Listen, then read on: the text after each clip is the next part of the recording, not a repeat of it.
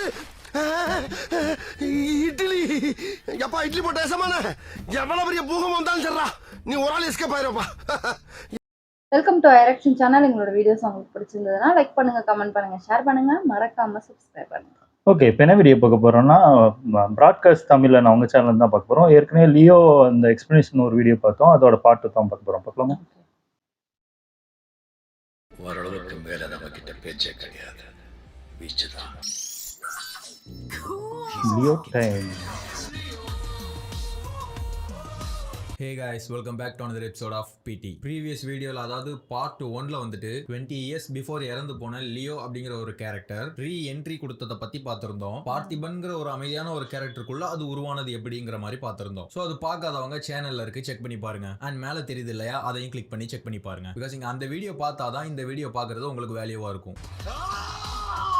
Video உள்ள போறதுக்கு முன்னாடி ஒரு விஷயம் மட்டும் இன்ஃபார்ம் பண்ணிக்கிறேன். இப்போ நீங்க பார்க்க போறது பார்ட் 2 ஓட ஃபுல் வீடியோ கிடையாது. பார்ட் 2 ஓட ஃபர்ஸ்ட் ஹாஃப் மட்டும் தான். ஏன் அப்படி பார்ட் 2 ஸ்ப்ளிட் பண்ணிருக்கேன் அப்படின்னா அதுக்கு ஒரு 3 ரீசன் இருக்கு. ரீசன் நம்பர் 1, ஒரு சின்ன டெக்னிக்கல் எரரால ஃபைல்ஸ் எல்லாம் கரெக்ட் ஆயிடுச்சு. நான் அதெல்லாம் ரீவொர்க் பண்ணனும். ரீசன் நம்பர் 2, நான் ஃபுல்லா ரீவொர்க் பண்ற வரைக்கும் உங்களை வெயிட் பண்ண வைக்க முடியாது. சோ அதனால ஃபர்ஸ்ட் ஹாஃப் மட்டும் பப்ளிஷ் பண்றேன், பார்ட் 2 அப்படிங்கிற நேம்ல. ரீசன் நம்பர் 3, இந்த பார்ட் 2 வீடியோ வந்துட்டு ரொம்ப லென்த்தா வந்துருச்சு. ஆல்மோஸ்ட் 1 ஹவருக்கு மேல வந்துருச்சு. வீடியோட ஃபர்ஸ்ட் ஹாஃபோட செகண்ட் ஹாஃப் தான் ரொம்ப பெருசு. ஆனா அது இல்லாம அதுல தான் ரொம்ப முக்கியமான விஷயங்களே இருக்கும். சோ அதனால அதெல்லாம் கொஞ்சம் தனியா காட்டுறேன்.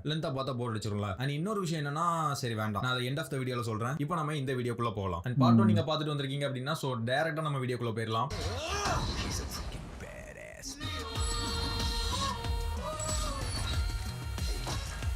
அந்த வீடியோவோட எண்ட்ல பார்த்திபன் வந்துட்டு அரெஸ்ட் ஆகி ஜெயில்ல இருக்காரு இல்லையா.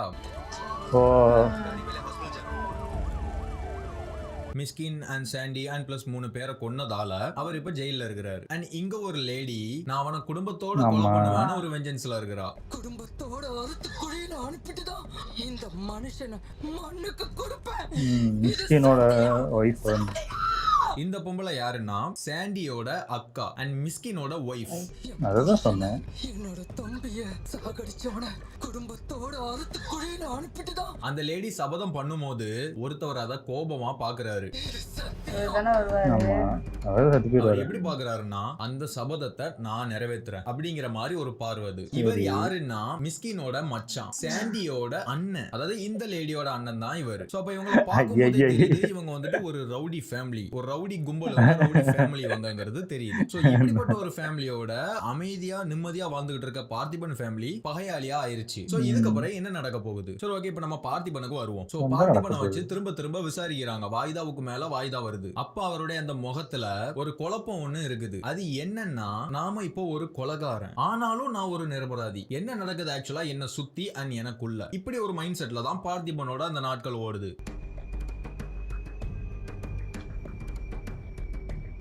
அண்ட் தென் ஜெயில போய் பார்த்திபனை மீட் பண்றாங்க. ஒரு அட்வொகேட்டோட ஜோசி போய் மீட் பண்றாரு. அப்போ வந்துட்டு பார்த்திபன் கிட்ட, பார்த்திபன் நீ கவலைப்படாத, நீ வந்து செல்ஃப் டிஃபென்ஸ்க்காக தான் இத பண்ணிருக்க. சோ நீ கொன்னவங்களும் நல்லவங்க கிடையாது, they are all gangsters, so nothing to worry அப்படிங்கிற மாதிரி பார்த்திபனுக்கு ஆறுதல் சொல்றாங்க. கொன்னவங்க யாரும் நல்லவங்க இல்ல, they are all gangsters, it will come under self defense, okay, nothing to worry. So அப்ப அத கேட்டதுமே வந்துட்டு பார்த்திபன் ஆறுதல் ஆகாம இன்னும் சோகமாகவும் குழப்பமாகவும் தான் ஆகுறாரு. அது ஏன் அப்படின்னா, ஒண்ணு வந்துட்டு நான் ஒரு கொலைகாரன், நான் ஒரு நிரபராதிங்கிறத என்னால ஏத்துக்கிடவும் முடியல, ஆனாலும் நான் ஒரு நிரபராதி தான், அப்படி ஒரு குழப்பம். இன்னொரு ஒரு பயம் ஒண்ணு தெரியுது. அது ஏன் அப்படின்னா they are all gangsters அப்படிங்கிற ஒரு வேர்டு. திரும்பி அவங்க பழிவாங்க வருவாங்க. பார்த்திபன் நினைக்கிறாரு அவங்க மோசமானவங்க அப்படின்னா கொடுக்கறத வாங்கிட்டு சும்மா இருக்க மாட்டாங்க, திரும்ப எப்படினாலும் ரிவெஞ்ச் பண்ணுவாங்க. சோ இப்பதான் எனக்கு ரொம்ப பயமாவே இருக்கு அப்படிங்கிற மாதிரியான ஒரு பார்வை. தென் அதுக்கப்புறமா யாரையோ தேடுவாரு. அதாவது நம்ம ஃபேமிலில இருந்து யாராவது வந்திருக்காங்களா, இல்ல நம்ம ஒரு கொலைகாரன் அப்படிங்கறதுனால நம்மள அப்படியே விட்டுட்டாங்களா அப்படிங்கிற மாதிரி தேடுறாரு. உடனே சத்யா கைய காட்டுறாங்க. அதை பார்த்ததுமே அப்பா நம்மள பாக்குறதுக்கு வந்திருக்காங்களா நம்ம ஃபேமிலி அப்படின்னு அப்பையும் சந்தோஷப்படாம ஒரு மாதிரி தலகுனிற மாதிரி ஒரு ரியாக்ஷன் கொடுப்பாரு. அதாவது அவருக்கு கில்ட் ஆகுது அவங்கள பார்க்கும்போது. நீங்க நினைக்கிற மாதிரி நான் அமைதியான ஆள் இல்ல, என்ன இருந்தாலும் நான் ஒரு கொலைகாரன் அப்படிங்கிற மாதிரி ஒரு கில்ட் அவருக்குள்ள. சோ அந்த கில்ட்டும் தலைகுனிவும் அவருக்கு அந்த 5 பேரை சுட்டு கொன்னதுக்கு அப்புறமா ஒரு மாதிரி கூனி குறுகுவாருல்ல.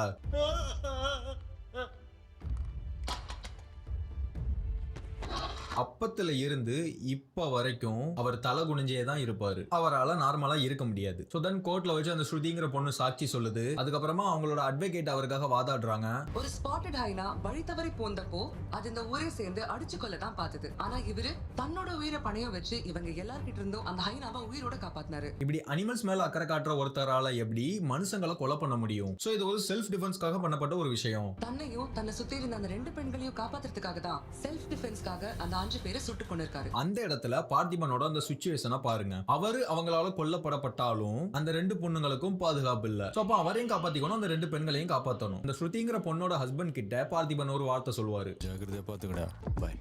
ஐ மீன் நாம ஒரு பொருளை நல்லா பாத்துக்கிடுறோம், அதை வேற ஒருத்தர் கிட்ட ஒப்படைக்கும் போது இப்படி நம்ம ஒரு வார்த்தை சொல்லுவோம். சோ அந்த மாதிரி ஒரு வார்த்தை தான் பார்த்திபன் அப்ப சொல்லுவாரு. சோ அவரே அதை நல்லா பாத்துக்கிடாம விட்டா எப்படி? சோ அப்ப அந்த ஸ்ருதிங்கிற பொண்ணு பாதுகாக்கிற பொறுப்பும் அவருக்கு இருக்கு. அதே மாதிரி அவருடைய பொண்ணு, அவருடைய ஃபேமிலி, அதை பாதுகாக்கிற பொறுப்பும் அவருக்கு இருக்கு. சோ இவனை பார்த்திபனா அவர் தடுக்க போனாலும் அவன் அங்க கொலை பண்ணிடுவான், இவனை தடுக்க போனாலும் இவன் இங்க கொலை பண்ணிடுவான். சோ பார்த்திபனா நம்ம என்ன முடிவு பண்ணாலும் யாராவது ஒரு ஆளுக்கு ஏதாவது ஆயிரும். சோ அதனால அவர் அந்த சிச்சுவேஷனை லியோ கையில ஒப்படைச்சிருவாரு. அதை தவிர அவர் அங்க வேற எந்த தப்பும் பண்ணல. பட் இப்போ இங்க பார்த்திபன் கூனி குறுகி தலை குனிஞ்சு நிக்கிறதுக்கு காரணமே அதுதான். நம்ம ஒரு கொலைகாரன் கையில பொறுப்பை கொடுத்துட்டோமே, சோ அப்படின்னா நாமளும் அந்த தப்பு பண்ணோமே, நாம எப்படி நிரபராதி ஆக முடியும்? செல்ஃப் டிஃபென்ஸ்க்காக கொலை பண்ணோம்னு எல்லாரும் சொல்றாங்க. பட் லியோங்கிற ஒருத்த வந்து ஒரு கொலை வெறியில தான் கொலை பண்ணவே செஞ்சிருப்பான். அவர் லியோவை கண்ணு முழிச்ச அடுத்த செகண்ட் அந்த சிச்சுவேஷன்ல அவங்கள காப்பாத்தவா இவங்கள காப்பாத்தவா, இப்படி பண்ணவா அப்படி பண்ணவான்னு எதை பத்தியுமே யோசிக்கல. ஒரே சொல்யூஷன் தான் லியோவை பொறுத்த வரைக்கும். ஒரு ஃபிளிப் பண்ணா கன்னு கையில கிடைச்சிரும், சோ ப்ராப்ளம் சால்வ். அவ்வளவுதான் லியோவோட மைண்ட் செட். சோ அந்த மாதிரி லியோ வெளியில வந்து ப்ராப்ளம் சால்வ் பண்ணிட்டாரு. பட் பார்த்திபனுக்கு இப்ப என்ன பிரச்சனைனா, ஒரு கொலைகாரனா நம்ம கொலை பண்றதுக்கு அனுமதிச்சிட்டோம், சோ அது நம்ம தப்பு அப்படிங்கிற ஒரு கில்ட். இன்னொன்னு, ஐயோ லியோ திரும்ப வந்துட்டானே, இன்னும் என்னெல்லாம் பண்ண போறானோ அப்படிங்கிற மாதிரி ஒரு பயம். சோ கோர்ட்ல இந்த ஆதாரங்களை எல்லாம் வச்சு பார்த்திபனோட அந்த நிலைமையில யாரா இருந்தாலும் அப்படிதான் பண்ணிருப்பாங்க. சேம் சத்யாவும் சொன்ன மாதிரி, நீ எதையும் யோசிச்சு வருத்தப்படாத, உன் நிலைமையில யார் இருந்திருந்தாலும் அப்படிதான் பண்ணிருப்பாங்க. பட் சத்யா அந்த வேர்டை சொல்லிக்கிட்டு இருக்கும் போதே பார்த்திபன் ஸ்டாப் பண்ணி இதை சொல்லுவாரு, நினைச்சு வருத்தப்பட்டு எனக்கு என்ன நடந்ததுன்னே தெரியல. சோ அதுல இருந்து என்ன கன்வே ஆகுதுன்னா, அந்த நிலைமையில நான் ஏதோ பண்ணியிருந்தா கூட ஓகே, நான் அதை ஏத்துக்கிட்டு இருப்பேன். பட் அதை பண்ணதுதான் நானே இல்லையே, அப்ப எப்படி நான் செல்ஃப் டிஃபென்ஸ்க்காக அந்த நிலைமையில யாரா இருந்தாலும் இப்படி பண்ணிருக்கலாங்கிறத என்னால ஏத்துக்கிட முடியும்? நான் தான் அதை பண்ணலையே. அந்த மாதிரி ஒரு மைண்ட் செட்ல பார்த்திபன். சரி ஓகே, இப்போ கோர்ட்ல செத்து போனவங்க 5 பேருமே ஆல்ரெடி போலீஸால தேடப்படுற குற்றவாளிகள். ஒரு வார்த்தை கேட்க வேண்டிய தலை கட்டாத உடனே எவ்வளவு மேல போக முடியுமோ போய் எங்க பதிக்கிறேன். சோ அவங்கள கொலை பண்ணதுனால பார்த்திபனுக்கு வேற எந்த பிரச்சனையும் கிடையாது. சட்ட ரீதியா வேற எந்த பிரச்சனையுமே கிடையாது. செல்ஃப் டிஃபென்ஸ்க்காக பண்ணாரு. அந்த இடத்துல யாரா இருந்தாலும் அப்படிதான் பண்ணிருப்பாங்க. அண்ட் பார்த்திபன் நார்மலா அப்படி பண்ற ஆளும் கிடையாது. அண்ட் செத்து போனவங்களும் போலீஸால தேடப்படுற குற்றவாளிகள். சோ இவ்வளவு விஷயங்கள் இருக்கும்போது பார்த்திபனை நிரபராதின்னு சொல்லி ரிலீஸ் பண்றாங்க. ரிலீஸ் பண்ணது மட்டும் இல்லாம மேலும் திரு பார்த்திபனுக்கு இந்த ஆண்டுக்கான வீரதீர செயலுக்கான விருதினை வழங்கிட அரசுக்கு பரிந்துரைக்கிறேன். இப்படி ஒரு விருதையும் கொடுத்து அனுப்புவாங்க. சோ இப்படி ஒரு விஷயம் அந்த கோர்ட்ல நடக்கும் பொழுது சத்யா ஹாப்பி ஆயிருவாங்க. ஜிவிஎமோட ஒய்ஃப் அந்த பிரியாங்கிறவங்களும் ஹாப்பியா இருப்பாங்க. பார்த்திபனோட குழந்தைங்க சித்தார்த்தன் மதி அவங்களுமே ஹாப்பியா இருப்பாங்க. சோ அந்த கோர்ட்ல எல்லாரும் கிளாப் பண்ணுவாங்க. பட் 3 பேர் மட்டும் அந்த இடத்துல அந்த ஒரு ஹாப்பி ரியாக்ஷன் கொடுக்க மாட்டாங்க. ஒன்னு பார்த்திபன், அவருக்கு தெரியும் நம்ம நிரபராதி கிடையாதுன்னு, அதனால அவர் தலை குனிஞ்ச நிலைமையிலே இருப்பாரு. முக்கியமா கோர்ட்ல இந்த ஒரு வேர்டை முக்கியமா சொல்லுவாங்க. சோ அஸ் பார்த்திபனா நீங்க பண்ணதுல எந்த தப்புமே கிடையாது, அதனால இங்க தலை குனிஞ்சிருக்க வேண்டிய அவசியம் இல்ல, தலை நிமிர்ந்து நடங்க அப்படிங்கிற மாதிரி சொல்லுவாங்க. பார்த்திபன் தலை நிமிர்ந்து நடங்க. அதை கேட்டதுக்கு அப்புறமும் கூனி குறுக்கி தலை குனிவாரு. பிகாஸ் அவருக்கு தெரியும் நான் ஒரு நிரபராதி, நீங்க சொன்ன மாதிரி என்னை ரிலீஸ் பண்றீங்க, பட் எனக்குள்ள இருக்கிற ஒரு மிருகத்தை என்னோட சேர்த்து ரிலீஸ் பண்றீங்க, அதுல எனக்கு சந்தோஷம் இல்ல. சோ அதனால பார்த்திபன் சந்தோஷமா இல்ல. இன்னொன்னு, ஸ்ருதிங்கிற அந்த பொண்ணுக்கு தெரியும் அவர் வந்துட்டு செல்ஃப் டிஃபென்ஸ்னால மட்டும் அதை பண்ணல, ஒரு கொலைகாரன் என்னெல்லாம் பண்ணுவானோ அதை தான் பண்ணாரு அவரு, அவர் பண்ணல. சோ அப்படிங்கிற மாதிரி குழப்பம் இந்த பொண்ணுக்கு. ஏன்னா அது நேர்ல பாத்துருக்கு அந்த பொண்ணு. மூணாவது ஜோஷி, சேம் அவருக்கு ஒரு பயம் இருக்குல்ல. அந்த கன் ஷூட்டிங் செஷன் இருக்குல்ல, அதுல அவருடைய பெர்ஃபார்மன்ஸ் தான் ஜோஷிக்கான குழப்பம். பார்த்திபனுக்கு எப்படி தெரியுது? அவருக்கு ஒரு டவுட் வந்துரும். கன்னை பிடிக்க தெரியாம, கரெக்டா பார்க்க தெரியாம, நின்ன இடத்துல நிக்க தெரியாம பண்றாங்க. பட் பார்த்திபன் ஷூட் பண்ணும்போது கண்ணை கூட பிளிங்க் பண்ண மாட்டானே. அது எப்படி முன்ன பின்ன எக்ஸ்பீரியன்ஸ் இல்லாத ஒருத்தனால அப்படி பண்ண முடியுது அப்படிங்கிற ஒரு குழப்பம். சோ அதனால அவரும் ஃபுல்லா ஹாப்பியா இல்ல. சோ தென் பார்த்திபன் ஃபேமிலியோட வெளியில வராரு. வெளியில ஃபுல்லா பயங்கரமான கிரௌடு, பிரஸ், மீடியா அப்படின்னு சொல்லிட்டு. பிகாஸ் இவ்வளவு பெரிய சம்பவம்னு ஒருத்தர் பண்ணியிருக்காரு, ஒரு சாதாரண ஒருத்தர் பண்ணியிருக்காரு, தேடப்பட்ட ஒரு குற்றவாளிகளை கொலை பண்ணியிருக்காரு. ஆனா அவருக்கு ஒரு வீரன் அப்படிங்கிற ஒரு விருது வேற கொடுத்திருக்காங்க. சோ அதனால அவர் ஃபேமஸ் ஆயிட்டாரு. சோ அதனால பிரஸ் மீடியாலாம் அவரை வந்துட்டு கேப்சர் பண்றாங்க. ஏன் அந்த ஒரு கிரெடிட்டையும் ஏத்துக்கிட மாட்டேங்கிறாருன்னா, ஒண்ணு இந்த கிரெடிட்டுக்கு நான் தகுதியானவன் இல்ல, ஏன்னா நான் ஒரு கொலைகாரன். இன்னொன்னு என்ன பழிவாங்க நினைக்கிறவங்களுக்கு, என்ன பழிவாங்க காத்துக்கிட்டு இருக்கிறவங்களுக்கு என் முகம் போய் சேரக்கூடாது, என் முகம் வெளியில எங்கேயும் பரவக்கூடாது, நான் அமைதியா வாழணும்னு நினைக்கிறேன். பாஸ்ட்ல இருக்கவங்க தெரிஞ்சிடக்கூடாது. அங்க இருந்து கிளம்புறாரு. மெயின் ரீசன் அதுதான். வீட்டுக்கு இது ரெண்டும் வந்து கிடையாது. பார்த்திபன் அங்க பதட்டத்திலே இருக்கிறாரு. எவன் எப்போ எங்க இருந்து வந்து நம்மள பழி வாங்குவானோ. சோ அவருடைய சன் அங்க சித்தார்த்த பங்க வருவாரு, அப்பான்னு கூப்பிடுவாரு. அப்ப அந்த வார்த்தை சொல்லியுமே நார்மலான பார்த்திபன் மாதிரி பிஹேவ் பண்ணாம நார்மலா இருப்பாரு. இப்ப லியோவும் இருக்கக்கூடிய ஒரு நபரா தானே அங்க இருக்கிறாரு. சோ அதனால அவருக்கு அங்க அப்படி ஃபுல் அண்ட் ஃபுல் பார்த்திபனா பிஹேவ் பண்ண முடியல. ஆனா அவருடைய சன் அவர்கிட்ட சொல்றாரு, கையில கட்டை கிடைச்சாலும் சுடக்கூடாது, அது அவ்வளவு ஈஸி விஷயம் இல்லை. I can picture my self. இப்படிலாம் அவர் சொல்லும் போதுமே அவருடைய எண்ணம் எங்கேயோ இருக்கும். எங்கேயோ இல்ல, இதுக்கு முன்னாடி நான் ஒன்னு சொன்னேன்ல, அதை சுத்தி தான் இருக்கும். இதெல்லாம் சித்தார்த் ஏன் இங்க சொல்றாரு அப்படின்னா, அன்னைக்கு நைட் அந்த கதையில பார்த்திபன் கொடுத்த சிச்சுவேஷனுக்கு மறுநாள் காலையில வந்துட்டு சித்தார்த் ஒரு ஆன்சர் பண்ணுவாரு. கண் எடுத்து அவன் சுடுறதான்ப்பா ஒரே வழி அப்படின்னு ஒரு ஆன்சர் பண்ணுவாரு. சோ அதுக்கு பார்த்திபன் ஒன்னு சொல்லுவாரு, அப்படி கொண்டா நீயும் மர்டரர் ஆயிடுறடா, நீ பண்ண தப்புக்கு ஜெயிலுக்கு போ, உன்னால நிம்மதியா தூங்க முடியாது, பரவாயில்லையா? சோ அந்த மாதிரி நிம்மதி இல்லாம பார்த்திபன் பதட்டமா இருக்கிறத பார்த்துட்டு சித்தார்த் வந்துட்டு சொல்றாரு, யூ ஆர் ரைட் பா.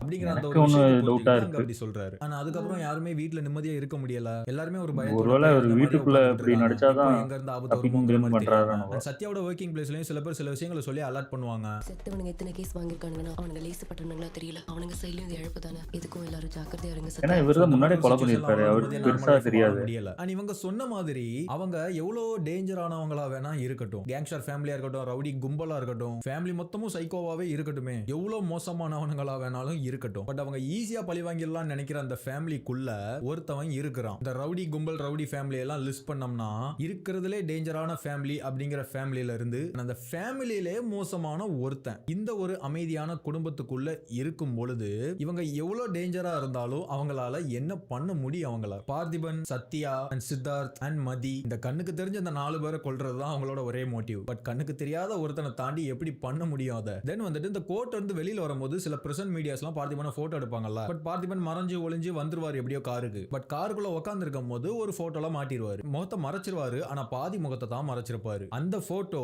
நியூஸ் பேப்பர், நியூஸ் இதுல எல்லாம் ஸ்ப்ரெட் ஆக ஆரம்பிச்சிரும். சோ இப்போ இங்க இருந்து இந்த இடத்துல இருந்து கதை ஒரு பரபரப்பான இடத்துக்கு, அதாவது முக்கியமான சில இடங்களுக்கு, கதையை கனெக்ட் பண்ணக்கூடிய சில இடங்களுக்கு கதை மூவ் ஆகுது. பார்த்திபன் இங்க இருக்கிற ஒரு விஷயம் மும்பைல இருக்கிற ஒருத்தருக்கு தெரிய வருது. ஒருத்தர் சிகரெட் பிடிச்சுக்கிட்டே கேஷுவலா திரும்புறாரு. பட்டுன்னு கீழே இருக்கிற நியூஸ் பேப்பர்ல இருக்கிற பார்த்திபனோட முகத்தை பாக்குறாரு. ஆச்சரியத்தோட வாயை பொளந்த மாதிரி பாக்குறாரு. இவர் யாருன்னா, இவர் பிளாஷ்பேக்ல வருவாரு, கபே அப்படிங்கிற ஒரு கேரக்டரா வருவாரு. பட் ஃபிளாஷ்பேக் தான் ஃபேக் ஆச்சே. சோ அதுல இருந்து யாரையுமே நம்ம கனெக்ட் பண்ண வேண்டாம். சோ இவரை பத்தின கரெக்டான ஒரு விஷயம் படத்துல எந்த இடத்துலயுமே இல்ல. இவருக்கும் லியோவுக்கும் சம்பந்தம் இருக்கு, பட் ஆனா அது எப்படிப்பட்ட சம்பந்தம்னு தெரியல. ஏன்னா இவர் அந்த முகத்தை பார்த்துட்டு, முகம் கூட தெரியல, கண்ணை பார்த்துட்டு ஒரு மாதிரி எச்சிய முழுங்குறாரு பாருங்களேன். அதுல ஏதோ ஒரு பயங்கரமான பயம் ஒண்ணு தெரியுது. இவன் இன்னும் இருக்கானா, அதாவது இல்லாம போன ஒரு மோசமான ஒரு விஷயம் திடீர்னு இருக்குன்னு கேள்விப்படும் போது ஒரு பயம் ஒண்ணு வரும்ல, அந்த மாதிரி ஒரு பயம் தெரியுது இந்த மூஞ்சில. சோ இவர் யாருங்கிறத கதை போற போக்குல நான் கன்வே பண்றேன்.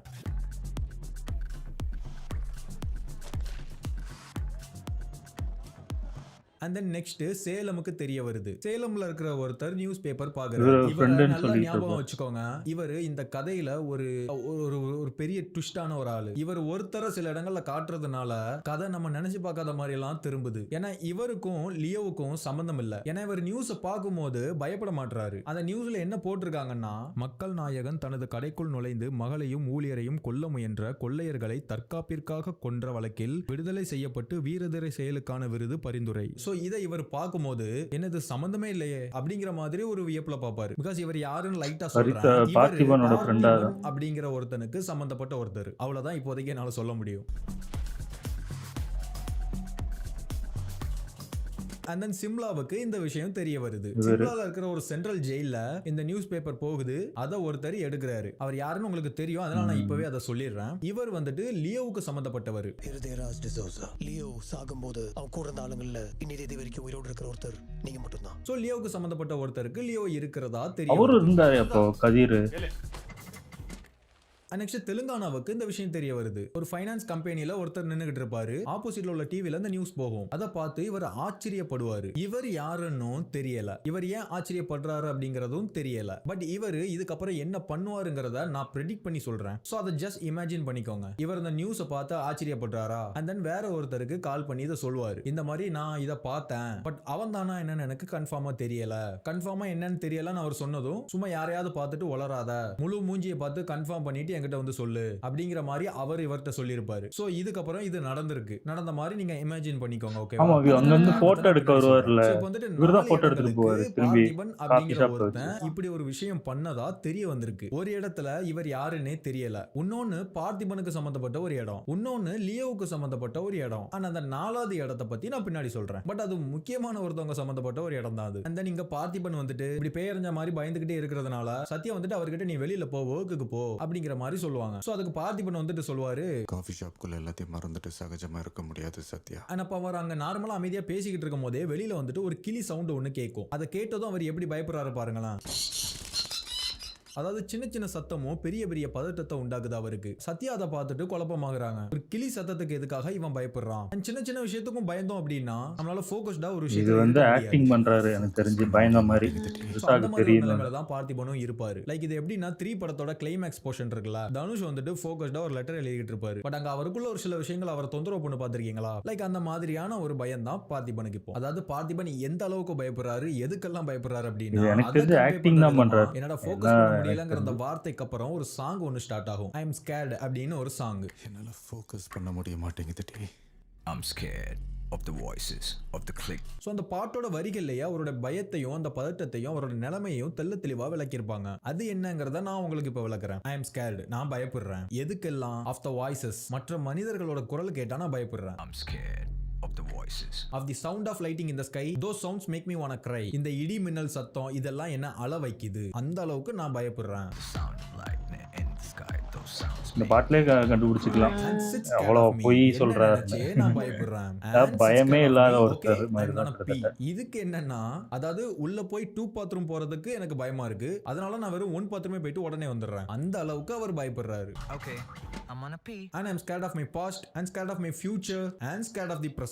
நடந்ததை நினைச்சு பயப்படுறேன், இனி நடக்க போறதை நினைச்சு பயப்படுறேன், இப்போ இந்த மாதிரிலாம் சின்ன சின்ன சத்தத்தையும் கேட்டு நான் பயப்படுறேன். சோ இப்படி எல்லாம் பார்த்திபன் பயப்படுறாரு அப்படிங்கறத சாங்கோட லிரிக்கா நமக்கு கன்வே பண்றாங்க. I'm scared of my past, I'm scared of my future, I'm scared of the present, can't take this torture. And விஷுவலா என்னலாம் கன்வே பண்றாங்கன்னா, சிங்கிள் வாட்டர் டிராப் சவுண்ட் கேட்டுமே பயப்படுறாரு. Been hearing all night, pause. And night தூங்கிக்கிட்டு இருக்கும் போதும் வீட்டுக்கு வெளியில தூரமா குதிரை கணிக்கிற சத்தம் கேக்குது. தூங்கிக்கிட்டு இருக்க ஒரு மனுஷனுக்கு அந்த சத்தம் கேட்கிற அளவுக்கு அவர் பயப்படுறாரு. Of the sound of lightning in the sky, those sounds make அந்த ஃபயர்ல இருந்து வர்ற சவுண்ட் கேட்டு பயப்படுறாரு. light above me. ஆனா இந்த ஏர் கூலர் ஸ்விங் ஆகிற அந்த சவுண்டை கேட்டு பயப்படுறாரு. இந்த மாதிரி சின்ன சின்ன சத்தங்களும் அவர் காதுல வந்து துண்டா விழுது. சோ அதை கேட்டு அவரால் பயப்படாம இருக்க முடியல, அவருக்கு பயமா இருக்குது. சோ பயந்து பயந்தே பயங்கர டயர்ட் ஆகுறாரு மனுஷன். Okay, I'm gonna pee. தென் வீட்டோட சிசிடிவியுமே ஃபிட்டிங் செக் பண்றாரு, ஃபிட் பண்றாரு. அப்பயுமே அவரோட கவனம் சுத்தி எவனாவது வாரானா ஏதாவது நடக்கான்னு சிசிடிவி மாதிரி வாட்ச் பண்ணிக்கிட்டு தான் இருக்காரு. ஆனா அப்போ அந்த இடத்துல இது கொஞ்சம் அவே ஆஃப் த கான்டென்ட் மாதிரி போகும். சோ அதனால இதை சொல்ல வேணாம்னு நினைக்கிறேன். பிகாஸ் கதை ஒரு ஃப்ளோவா போய்கிட்டு இருக்கு. அது என்னன்னா ஒரு ஈகிள் சவுண்ட் ஒன்று கேட்கும். அதை பத்தி நான் வேற மாதிரி வேற இடத்துல சொல்றேன். ஓகே,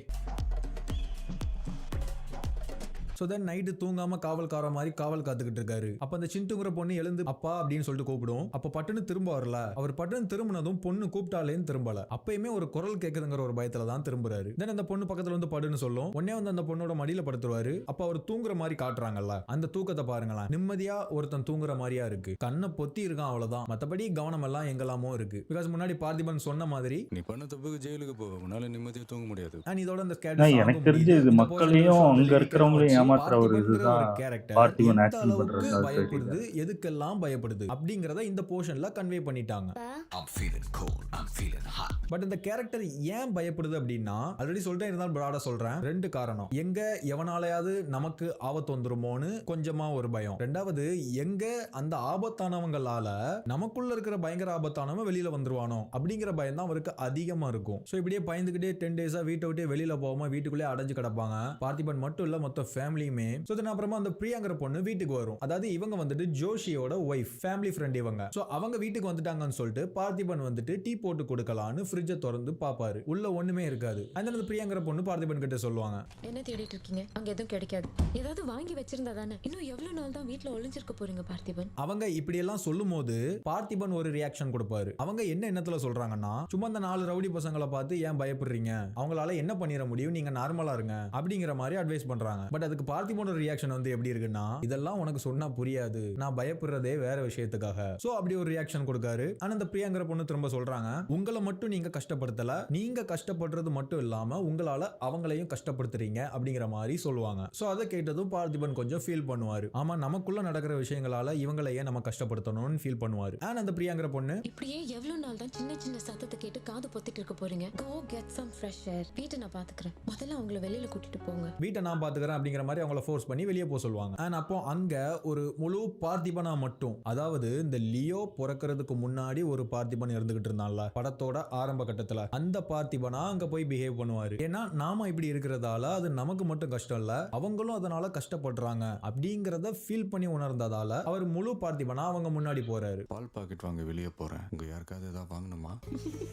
தென் எல்லாரும் வெளியில போறாங்க, மார்க்கெட்டுக்கு போறாங்க, வீட்டுக்கு தேவையான பொருட்கள், அவங்களுக்கு தேவையான பொருட்கள்லாம் வாங்குறதுக்காக போறாங்க. பார்த்திபன் இப்ப எத்தனை நாளைக்கு அப்புறம் வெளியில வராரு அப்படின்னா, அன்னைக்கு நைட்டு கொலை பண்ணுவாரு இல்ல, அதுக்கப்புறமா மார்னிங் கோர்ட்ல இருப்பாரு. அது முதல் நாள். அதுக்கப்புறம் ஒரு 3 வாய்தா நடக்கும். அங்க 3 நாள், மொத்தம் 4 நாள். அதுக்கப்புறமா ஜெயில ஒரு நாள், அண்ட் தென் ஃபைனலா கோர்ட்ல ஒரு நாள். மொத்தமா இதுலயே 6 நாள் ஆச்சு. அண்ட் வீட்லயும் 10 நாளா பயத்துல அடைஞ்சு கிடந்திருக்காரு. 10 நாளா கடையை வேற திறக்கல. மொத்தமா 16 நாளுக்கு அப்புறமா இப்ப அவரு வெளியில வராரு. அண்ட் அவர் மார்க்கெட்டுக்குள்ள என்டர் ஆகும் போதே எல்லாரும் அவருக்கு சலாம் சொல்றாங்க.